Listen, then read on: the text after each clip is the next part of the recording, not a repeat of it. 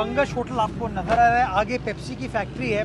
आज से 3 माह कबल हमने कार्रवाई की थी, वहाँ पे जाली कनेक्शन पकड़े थे हमने, जिससे पानी चोरी हो रहा था। उसका नतीजा ये हुआ कि आगे गनी चौरंगी तक पानी पहुँच पाता था। पिछले कोई 1 महीने में हमने फील किया, हमारे एक्सीएन ने रिपोर्ट किया कि पानी आगे नहीं पहुँच पा रहा, तो हमें एहसास ये हुआ कि शायद वापस कोई चोरी का कनेक्शन हुआ है। तो हम रेकी करते हुए यहाँ तक पहुँचे और आप ये देख सकते हैं, आपको ये 2 सुरंगें नज़र आ रही हैं और सुरंग के साथ आपको एक कनेक्शन नज़र आ रहे हैं। मैं उस जगह पर मौजूद हूँ जहाँ पर 8 इस तरह के गैर कानूनी कनेक्शन थे। ये पीछे 200 मीटर पीछे एक घर है, उस घर के तहखाने में जाके इन्होंने ये 2 सुरंग खोदी और मैं भी सुरंग देख के आया हूँ कि इंसान उसके अंदर लेट के क्रॉल करके अंदर जाता था ताकि ये कनेक्शन कर सके। कनेक्शन आप देख सकते हैं, आपको नज़र आ रहा है। ये डेली तकरीबन कोई 30 लाख गैलन यानी कि 3 MGD पानी चोरी हो रहा था।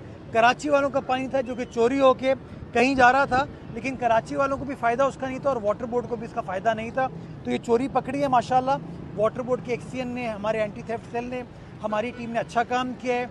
पाकिस्तान रेंजर्स का भी मैं शुक्रगुजार हूँ कि उन्होंने हमारा साथ दिया ताकि इन अफसरान को, इन एहलकारों को एहसास तहफ़्फ़ुज़ हो कि जब इतनी बड़ी कार्रवाई कर रही है तो स्टेट हुकूमत उनके साथ खड़ी हुई है। तो एक अच्छी कार्रवाई हुई है और इंशाल्लाह इससे क्लियर मैसेज जा रहा है तमाम पानी के चोरों के ख़िलाफ़ कि जो बंदा पानी की चोरी करेगा उसके ख़िलाफ़ हम सख्त से सख्त कार्रवाई करना चाहते हैं। और अब हमारा ट्राइब्यूनल भी बन गया है, तो इंशाल्लाह कोर्ट्स के ज़रिए, ट्राइब्यूनल के ज़रिए इन लोगों के ख़िलाफ़ कार्रवाई भी करेंगे और जहाँ गिरफ्तारी करनी पड़ी तो इंशाल्लाह गिरफ्तारी भी करेंगे। There will be no compromise on theft of water.